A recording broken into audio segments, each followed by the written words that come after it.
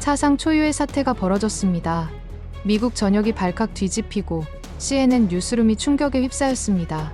100만 명이 모인 서울 한강 불꽃축제. 그러나 단 한 건의 사고도 발생하지 않았다는 사실이 전 세계를 경악하게 만든 것입니다. 미국의 베테랑 사회학자는 카메라 앞에서 머리를 감싸주며 살면서 이런 축제는 처음 본다라고 고백했습니다. 그동안 미국과 유럽의 대형 축제들은 총격과 테러, 압사와 혼돈의 대명사였습니다. 하지만 한국의 한강은 완벽한 질서와 자발적인 대청소 문화, 그리고 자유와 안전이 공존하는 기적의 공간으로 기록되었습니다. CNN은 이 장면을 전 세계로 송출했고 미국인들은 분노와 자괴감에 휩싸였습니다. 지금부터 세계가 벤치마킹하려는 한국식 축제 모델, 그 충격적인 진실의 전말을 낱낱이 공개하겠습니다. 잠깐, 영상 시청 전 구독과 좋아요, 알림 설정해 주신다면 분명 복 받으실 거예요. 그럼 지금 바로 시작하겠습니다. 제 이름은 마이클 톰슨, 지난 20년간 축제와 대규모 집회를 연구해온 사회학자입니다. CNN 다큐멘터리 팀에서 일하며 세계 곳곳의 축제 현장을 누볐고 그 과정에서 하나의 확고한 결론에 도달했습니다. 대규모 인파가 모이는 곳에는 반드시 혼란과 범죄가 따라온다는 것이었습니다. 라스베가스 야외 콘서트 총격 사건, 보스턴 마라톤 폭탄 테러, 뉴욕 타임스퀘어 새해맞이 아수라장을 수십 번 목격하고 기록해왔습니다. 학회에서 발표할 때마다 저는 같은 메시지를 전했습니다. 100만 명이 모여 무사히 끝나는 축제는 이론적으로 불가능하다고, 만약 그런 사례가 있다면 그건 숫자를 조작했거나 언론이 진실을 감춘 것이라고 말했습니다. 동료 교수들은 고개를 끄덕였고 학생들은 제 이론을 노트에 받아 적었습니다.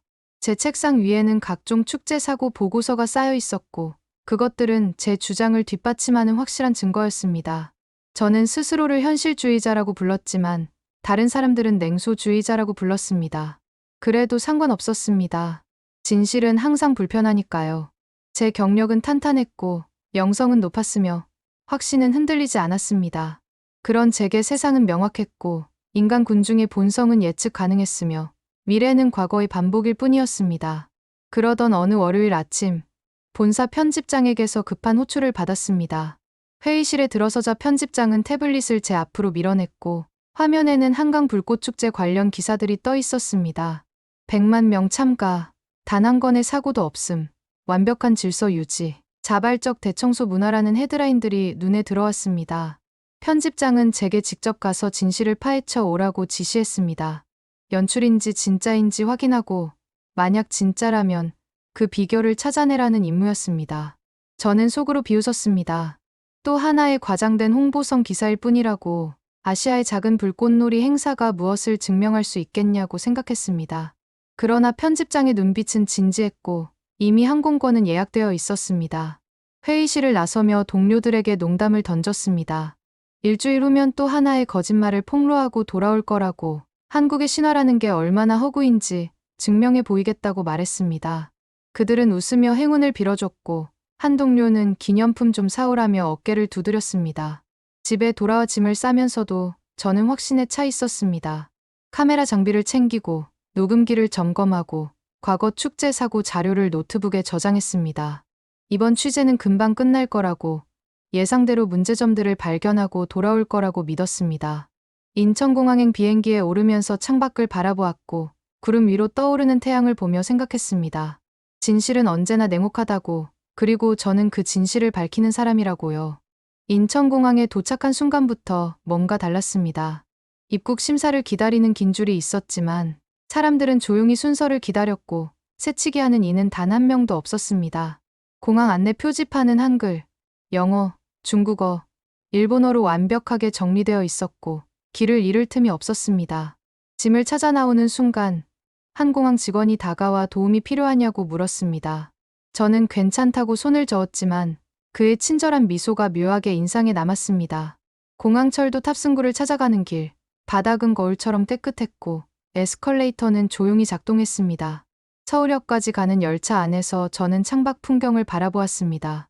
고층 빌딩들이 빼곡히 들어선 도시 풍경은 뉴욕과 크게 다르지 않아 보였지만 묘하게 더 정돈된 느낌이었습니다. 옆자리에 앉은 한국인 승객은 조용히 책을 읽고 있었고 통화하는 사람도 목소리를 낮춰 말했습니다. 이 정도 배려는 미국에서는 보기 힘든 광경이었습니다. 서울역에 도착해 지하철로 환승하는 과정도 놀라웠습니다. 복잡한 역사 구조임에도 표지판을 따라가니 길을 잃을 일이 없었고 사람들은 빠르게 걸으면서도 부딪히지 않았습니다. 9호선 플랫폼에서 열차를 기다리며 저는 혼잣말을 중얼거렸습니다. 아직 축제 현장도 안 갔는데 벌써 인상적이네. 하지만 진짜 테스트는 여의도에서 시작될 거야. 열차 안은 붐볐지만 질서정연했고 사람들은 스마트폰을 보거나 조용히 서 있었습니다. 여의나루역이 가까워질수록 제 심장박동이 빨라지기 시작했습니다. 이제 곧 100만 명의 군중을 마주하게 될 것이고 제 이론이 증명될 순간이 다가오고 있었습니다. 여의나루역 플랫폼에서 계단으로 향하던 순간 발걸음이 자연스럽게 느려졌습니다. 계단 위로 올라갈수록 들려오는 소리는 점점 커졌고 마치 거대한 파도가 밀려오는 듯한 착각마저 들더군요. 지상으로 나서자마자 제 눈앞에 펼쳐진 광경에 잠시 숨을 멈췄습니다. 끝이 보이지 않을 만큼 긴 인파의 행렬이 강변을 향해 흘러가고 있었고 그 모습은 제가 지난 20년간 연구해온 어떤 축제와도 달랐습니다. 제 머릿속에서는 즉각 경보음이 울리기 시작했습니다. 라스베가스 총격 사건의 아비규환, 보스턴 마라톤 테러 직후의 혼란, 뉴욕 타임스퀘어, 카운트다운의 아수라장이 주마등처럼 스쳐 지나갔습니다. 100만 명이라는 숫자는 제게 재난의 다른 이름이었고 지금 제 앞에서 펼쳐지는 이 장면 역시 곧 통제불능 상태로 빠질 것이라 확신했습니다. 손안에 노트북을 꺼내 들고 예상되는 사고 유형을 타이핑하기 시작했습니다. 압사 사고, 소매치기, 몸싸움, 응급 환자 방치, 이 모든 것이 오늘 밤 제 카메라에 담길 것이라 믿어 의심치 않았습니다. 동료들에게 보낼 이메일 제목까지 머릿속으로 구상하며 저는 냉소적인 미소를 지었습니다. 한국의 신화라는 것이 얼마나 허황된 것인지 오늘 밤 증명하게 될 테니까요. 그런데 이상한 일이 벌어지기 시작했습니다. 제 예상과는 전혀 다른 방향으로 말이죠. 인파 속에서 누군가 제 어깨를 스치고 지나갔는데 그 사람은 뒤돌아보며 정중하게 고개를 숙이더군요. 먼저 가세요. 나는 말과 함께요. 또 다른 쪽에서는 노부부가 젊은 커플에게 자리를 양보하는 모습이 보였습니다. 유모차를 끌고 가는 엄마 앞에서는 자연스럽게 사람들이 길을 내어주었고 누가 시킨 것도 아닌데 모두가 암묵적으로 보폭을 조절하고 있었습니다. 제 옆을 지나가던 외국인 관광객 무리는 신기하다는 듯 주변을 두리번거리며 사진을 찍어댔습니다. 카메라맨이 제 팔을 툭툭 치며 드론 모니터를 가리켰고 저는 그 화면을 보는 순간 말문이 막혔습니다. 위에서 내려다본 인파의 움직임은 무질서한 혼돈이 아니라 마치 정교하게 안무된 군무 같았습니다. 강변으로 향하는 큰 흐름, 화장실로 향하는 작은 흐름, 편의점에서 나오는 역류, 이 모든 것이 서로 충돌하지 않고 자연스럽게 교차하고 있었습니다. 제 손에 들린 노트북 화면의 커서가 깜빡이고 있었지만 저는 한 글자도 타이핑할 수 없었습니다. 20년간 쌓아온 제 이론이 눈앞의 현실과 충돌하며 조금씩 균열을 일으키기 시작했습니다. 강변에 도착하자 더욱 놀라운 광경이 펼쳐졌습니다. 넓은 잔디밭 곳곳에 돗자리가 깔려 있었고 그 위에는 가족 단위의 사람들이 편안하게 자리를 잡고 앉아 있었습니다. 한 가족의 돗자리 위에는 치킨 박스, 김밥, 과일이 놓여 있었고 옆 돗자리에 낯선 가족과 음식을 나누는 모습이 보였습니다. 아이들은 형광봉을 흔들며 뛰어다녔고 어른들은 여유롭게 담소를 나누고 있었습니다. 저는 멍하니 그 모습을 바라보며 제 기억 속 축제 풍경들을 떠올렸습니다. 술에 취해 비틀거리는 사람들, 고함을 지르며 싸우는 무리들, 쓰레기가 넘쳐나는 거리, 그것이 제가 아는 대규모 축제의 전형적인 모습이었습니다. 그러나 지금 제 눈앞의 한강은 마치 대규모 가족 소풍 같았고 이 평화로운 분위기가 오히려 낯설게 느껴졌습니다. 카메라맨은 연신 감탄사를 내뱉으며 이곳저곳을 촬영했지만 저는 여전히 의구심을 지울 수 없었습니다. 노트에 몇 줄을 적어 내려갔습니다. 초반 분위기 양호, 그러나 불꽃이 시작되면 달라질 것, 진짜 테스트는 지금부터라고요. 제 회의론은 쉽게 무너지지 않았고 저는 여전히 제 이론을 믿고 있었습니다. 그때 갑자기 근처에서 날카로운 비명 소리가 들려왔습니다. 한 여성이 목청껏 소리치고 있었고 그 목소리에는 절박함이 가득 담겨 있었습니다. 아이를 잃어버렸어요. 누가 좀 도와주세요. 제 심장이 순간 쿵 내려앉는 느낌이었습니다. 드디어 시작되는구나. 이제부터 혼돈이 펼쳐질 거야. 제 손은 본능적으로 카메라를 움켜쥐었고 눈은 주변 사람들의 반응을 예리하게 관찰하기 시작했습니다. 뉴욕에서 비슷한 상황을 목격했을 때 사람들은 대부분 무관심하게 지나쳤고 혼란 속에서 아이를 찾기까지 수시간이 걸렸던 기억이 떠올랐습니다. 그러나 놀랍게도 주변 사람들의 반응은 제 예상을 완전히 벗어났습니다. 가장 가까이 있던 남성이 즉시 여성에게 다가가 아이의 특징을 물었고, 다른 사람들은 자연스럽게 역할을 나누기 시작했습니다. 한 청년은 스마트폰을 꺼내 무언가를 빠르게 입력했고, 중년 여성 몇 명은 주변을 살피며 아이 이름을 부르기 시작했습니다. 자원봉사자 조끼를 입은 사람들이 어디선가 나타나 신속하게 상황을 파악했고, 무전기로 다른 지점의 요원들과 교신을 시작했습니다. 불과 몇 분 사이에 주변 수십 미터가 조직적인 수색망으로 변모하는 과정을 지켜보며 저는 할 말을 잃었습니다. 이것은 훈련된 조직의 움직임이었지만 동시에 자발적인 시민들의 협력이기도 했습니다. 더욱 놀라운 것은 그 다음이었습니다.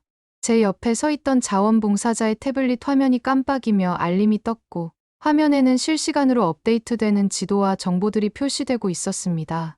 AI CCTV 시스템이 가동되어 아이의 특징과 일치하는 영상을 분석하고 있다는 설명이 들렸습니다.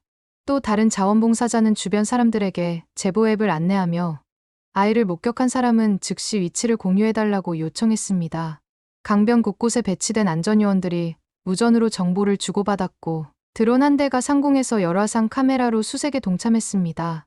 이 모든 과정이 체계적이고 신속하게 진행되는 모습은 마치 정밀하게 설계된 기계 장치가 작동하는 것 같았습니다. 그러나 동시에 그 기계를 움직이는 것은 따뜻한 인간의 마음이었습니다. 아이 엄마를 위로하는 할머니, 함께 이름을 불러주는 아이들, 자기 일처럼 나서는 젊은이들의 모습에서 저는 기술과 인간미가 완벽하게 조화된 장면을 목격했습니다. 10분이 채 지나지 않아 무전기에서 아이를 발견했다는 소식이 전해졌고, 곧이어 엄마와 아이가 재회하는 모습을 볼 수 있었습니다. 주변 사람들은 박수를 치며 안도의 한숨을 내쉬었고, 저는 그 순간 카메라를 내려놓은 채 멍하니 서 있을 수밖에 없었습니다. 해가 완전히 지고 강변은 어둠에 잠겼지만 수많은 조명과 사람들의 열기로 밤은 나처럼 밝았습니다. 불꽃놀이 시작을 알리는 안내 방송이 흘러나왔고, 사람들은 하늘을 향해 고개를 들었습니다. 바로 그때 제 시야 한쪽에서 소동이 일어났습니다. 중년 남성 한 분이 갑자기 가슴을 움켜쥐며 쓰러지는 모습이 보였고, 주변 사람들의 비명 소리가 들려왔습니다. 제 본능은 다시 한번 경고음을 울렸습니다. 이제야 진짜 재난이 시작되는구나. 패닉 상태가 되면 사람들은 제각각 도망칠 것이고 2차 피해가 속출할 거야. 손에 땀이 베어들며 카메라를 다시 들어 올렸고 최악의 상황을 기록할 준비를 했습니다. 그러나 또다시 제 예상은 빗나갔습니다. 쓰러진 남성 주변의 사람들은 도망치지 않고 오히려 질서정연하게 원형을 만들며 공간을 확보했습니다. 누군가 큰 소리로 의료진을 찾았고, 다른 누군가는 즉시 119에 신고를 했습니다. 자원봉사자 2명이 달려와 환자의 상태를 확인했고, 한 명은 심폐소생술 자세를 취했습니다. 이 모든 것이 불과 몇 초 만에 일어났고, 주변의 수만 명은 침착하게 자리를 지키며 상황을 지켜보고 있었습니다. 그 다음 장면은 제가 지금까지 살아오며 본 것 중 가장 인상적인 순간 중 하나였습니다. 하늘에서 윙윙거리는 소리가 들리더니 드론 한 대가 빠르게 하강하기 시작했습니다. 그 드론에는 응급키트가 매달려 있었고 AED 장비의 빨간 표시가 선명하게 보였습니다. 그런데 강에서 불어오는 돌풍에 드론이 흔들리며 위험하게 기울었고 응급키트가 떨어질 듯 아슬아슬한 순간이 찾아왔습니다. 바로 그 순간 근처에 있던 한 청년이 주저없이 몸을 날리며 드론 아래로 뛰어들었고 두 팔을 활짝 걸려 키트를 안전하게 받아냈습니다. 주변에서 탄성이 터져 나왔고 자원봉사자는 즉시 그 키트를 받아 애를 작동시켰습니다. 기계의 음성 안내에 따라 패드가 부착되었고 전기 충격이 가해졌습니다. 한 번, 두 번, 심폐소생술과 AED 사용이 반복되는 동안 주변은 숨죽인 듯 조용했습니다. 그리고 마침내 환자의 가슴이 다시 움직이기 시작했고 약한 신음소리가 들려왔습니다. 구급차 사이렌 소리가 가까워지고 있었고 사람들이 자발적으로 만든 통로를 통해 구급대원들이 신속하게 현장에 도착했습니다. 들것에 실려가는 환자를 향해 사람들은 조용히 박수를 보냈고 생명을 구한 청년은 겸연쩍은 표정으로 손을 흔들었습니다. 저는 그 모든 과정을 카메라에 담으면서도 제 손이 미세하게 떨리고 있다는 것을 느꼈습니다. 첫 번째 불꽃이 하늘을 가르며 터져 올랐습니다. 화려한 빗줄기가 밤하늘을 수놓았고 강물 위로 반사된 불꽃은 2배의 아름다움을 선사했습니다. 사람들의 환호성이 강변을 가득 메웠고 아이들은 신기하다는 듯 하늘을 가리키며 소리쳤습니다. 연인들은 서로의 손을 꼭 잡았고 가족들은 스마트폰을 들어 올려 그 순간을 기록했습니다. 저 역시 카메라를 하늘로 향했지만 렌즈 너머로 보이는 것은 불꽃만이 아니었습니다.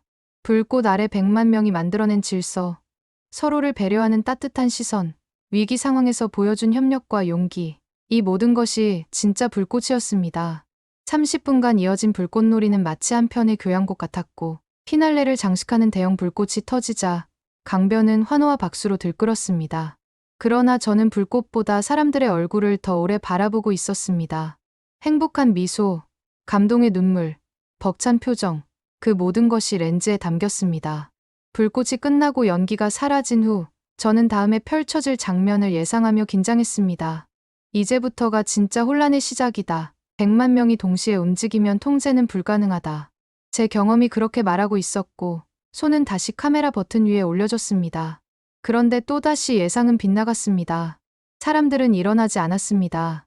돗자리 위에 그대로 앉아 여운을 즐기며 방금 본 불꽃에 대해 이야기를 나누고 있었습니다.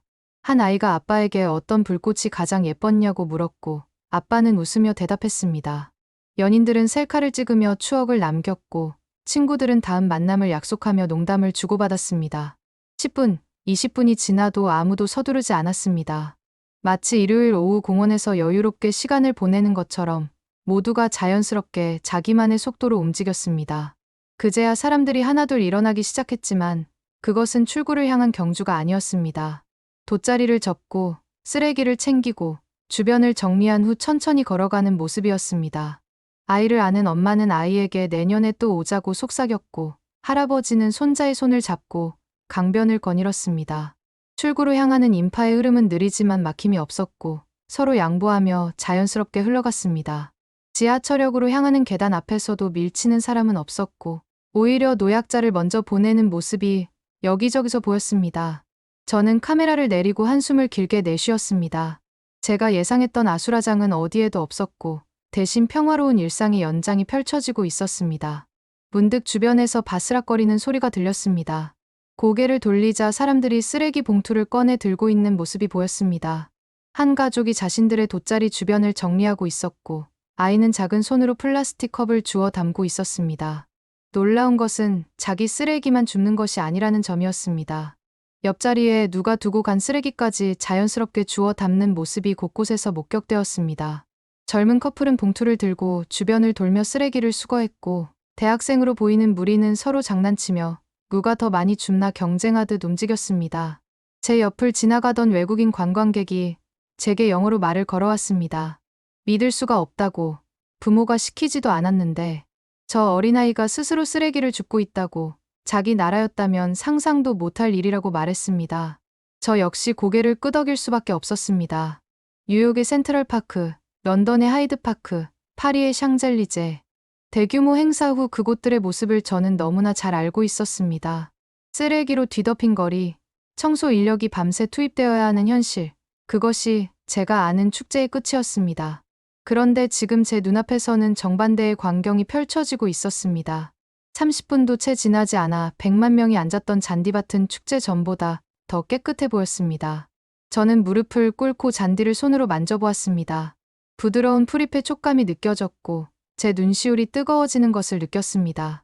밤 11시가 넘었지만 한강은 여전히 생명력으로 가득했습니다. 불꽃 관람객들이 떠난 자리에는 또 다른 사람들이 찾아와 강변을 거닐고 있었습니다.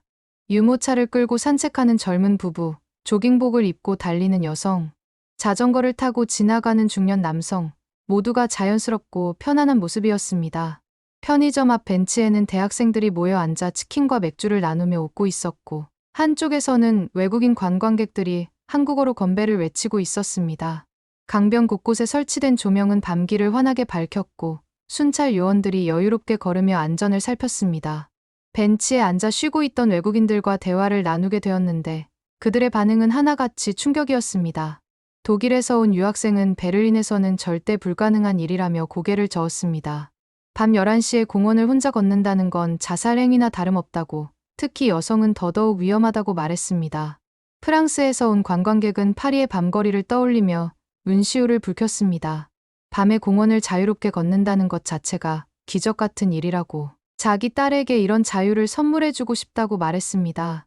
영국인 친구는 런던의 공원들은 해가 지면 위험구역으로 변한다며 혀를 찼습니다. 그들의 이야기를 들으며 저는 깨달았습니다. 한국의 밤은 두려움의 시간이 아니라 자유와 문화가 꽃피는 시간이라는 것을요. 호텔로 돌아와 노트북을 켜고 오늘 촬영한 영상들을 정리하기 시작했습니다. 화면 속에는 제가 목격한 모든 순간들이 담겨 있었고 그것을 보며 저는 과거의 자료들을 떠올렸습니다. 캘리포니아 음악축제에서의 총격 사건, 보스턴 마라톤 폭탄 테러, 라스베가스 야외 콘서트 참사, 뉴욕 새해맞이 행사의 혼란. 그 모든 것이 제 하드디스크에 저장되어 있었습니다. 그 축제들의 공통점은 명확했습니다. 큰 인파가 모이면 반드시 사고가 발생하고 질서는 무너지며 안전은 보장되지 않는다는 것이었습니다. 그러나 서울의 한강 불꽃축제는 그 모든 공식을 뒤집었습니다. 100만 명이 모였지만 단 한 건의 큰 사고도 없었고 질서는 처음부터 끝까지 유지되었으며 안전은 시스템과 시민의식이 함께 만들어냈습니다. 영상 파일을 본사로 전송하자 곧바로 동료들의 연락이 쇄도했습니다. 연출이다, 조작이다, 믿을 수 없다는 반응들이었습니다. 저는 차분하게 AI 분석 데이터를 첨부하고 드론 비행 기록을 보냈으며 CCTV 원본 영상 링크를 공유했습니다. 이것은 팩트입니다. 검증 가능한 데이터입니다. 직접 확인해 보시기 바랍니다. 메시지를 보낸 후 동료들의 답장은 한동안 오지 않았습니다. 그들도 인정할 수밖에 없었을 것입니다. 이것이 현실이라는 것을요. 방송이 나간 후 반응은 폭발적이었습니다. CNN 다큐멘터리는 소셜미디어를 통해 전 세계로 퍼져나갔고 댓글창은 순식간에 수천 개의 반응으로 채워졌습니다. 왜 우리는 이렇게 살 수 없는 거죠? 우리 정부는 뭘 하고 있는 건가요? 라는 자주 섞인 댓글들이 줄을 이었습니다. 한 미국인은 자기 아이에게 축제는 위험한 곳이라고 가르쳐온 자신이 부끄럽다며 긴 글을 남겼습니다. 캐나다 부모는 아이 손을 꼭 잡고 다녀야 한다고 늘 강조했는데 서울에서는 아이들이 자유롭게 뛰어다니는 모습을 보고 충격받았다고 썼습니다. 제가 현장에서 인터뷰했던 외국인 관광객들도 하나둘 자신의 SNS에 경험담을 올리기 시작했습니다. 영국인은 소매치기 걱정 없이 축제를 즐긴 게 처음이라고 했고 프랑스인은 지갑을 떨어뜨렸는데 누군가 쫓아와서 돌려줬다는 이야기를 공유했습니다. 독일 관광객은 응급 상황에서 시민들이 보여준 대처 능력이 전문가 수준이라며 감탄했습니다. 호주에서 온 가족은 아이가 길을 잃었을 때 10분 만에 찾은 시스템에 눈물을 흘렸다고 고백했습니다. 댓글을 읽으며 저는 깨달았습니다. 이 충격과 감동은 비단 저만의 것이 아니라 전 세계인이 공유하는 감정이라는 것을요. 한국이 보여준 것은 단순한 축제 운영이 아니라 새로운 사회 모델의 가능성이었습니다. 방송 후 일주일도 지나지 않아 제 이메일함은 전 세계 축제 조직위원회의 문의로 가득 찼습니다. 일본 도쿄의 하나비 축제 담당자는 한국의 안전 시스템을 벤치마킹하고 싶다며 상세한 자료를 요청했습니다. 독일 미넨의 옥토버페스트 조직위는 인파 관리 노하우를 배우고 싶다며 서울 방문 일정을 문의했습니다. 프랑스 파리시는 샹젤리제 새해 행사에 한국의 시스템을 도입할 수 있는지 물어왔습니다. 심지어 미국 뉴욕시 당국에서도 타임스퀘어 카운트다운 개선을 위한 자문을 구했습니다. 한강은 이제 세계 축제 안전의 새로운 표준이 되어 있었습니다. 각국의 관계자들이 실제로 서울을 찾기 시작했고 저는 그들을 안내하는 역할을 맡게 되었습니다. 서울시 관계자와의 미팅에서 한 담당자가 조용히 말했습니다. 우리는 이태원과 판교의 비극에서 배웠습니다. 그 아픔이 지금의 시스템을 만들었습니다.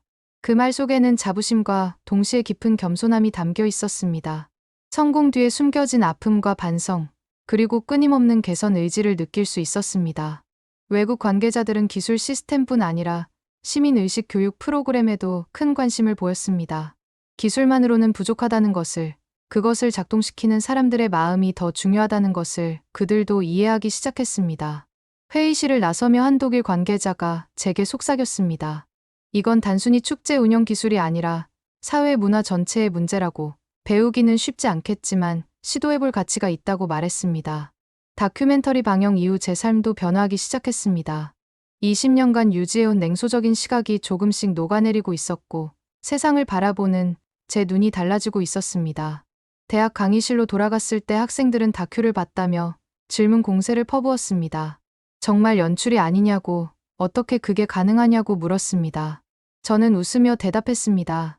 나도 처음엔 믿지 않았지만 내 눈으로 직접 보고 왔다고, 불가능해 보이는 일도 시스템과 문화가 만나면 가능하다고 말했습니다. 동료 교수들과의 세미나에서도 한강 사례는 뜨거운 토론 주제가 되었습니다. 어떤 이는 여전히 회의적이었지만 제가 제시한 데이터 앞에서는 할 말을 잃었습니다. 논문 주제를 바꾸는 동료도 생겼고 한국 사회를 연구 대상으로 삼겠다는 학생도 나타났습니다. 집에 돌아와 거울을 보면 예전의 제 모습이 낯설게 느껴졌습니다. 항상 찌푸린 얼굴로 세상의 어두운 면만 찾아다니던 그 사람은 어디로 간 걸까요? 이제 저는 가능성을 보기 시작했고 희망을 말하기 시작했습니다. 한강에서의 그날 밤이 제게 준 것은 단순한 취재 소재가 아니라 인생을 바라보는 새로운 렌즈였습니다. 책상 위에 놓인 서울 사진을 보며 저는 다짐했습니다. 이제 세상의 문제점만 지적하는 학자가 아니라 해결책을 찾아 나서는 연구자가 되겠다고 말입니다. 창밖으로 석양이 지고 있었고 저는 노트북 화면 속 마지막 장면을 반복해서 재생했습니다. 한강 위로 터지는 불꽃, 그 아래서 미소 짓는 사람들, 서로를 배려하며 걸어가는 인파의 모습이었습니다. 제 손은 키보드 위에서 멈춰 있었고 마음속으로 혼잣말을 중얼거렸습니다. 자유와 안전은 함께 존재할 수 있다고, 그 답을 나는 서울에서 찾았다고요. 20년간 저를 지배했던 공식은 완전히 무너졌습니다. 대규모 인파는 곧 혼란이라는 등식, 축제는 필연적으로 사고를 낳는다는 믿음, 그 모든 것이 한강의 100만 관중 앞에서 산산이 부서졌습니다. 이제 저는 새로운 공식을 배웠습니다. 기술과 인간미의 조화, 시스템과 문화의 융합, 개인의 자유와 공동체의 안전이 함께 꽃필 수 있다는 진리를요. 불꽃은 그날 밤하늘에서 사라졌지만 그것이 제 가슴에 남긴 울림은 꺼지지 않았습니다. 오히려 시간이 지날수록 더 강렬하게 타오르고 있었습니다. 100만 명의 오케스트라, 그 완벽한 하모니 속에서 저는 배웠습니다.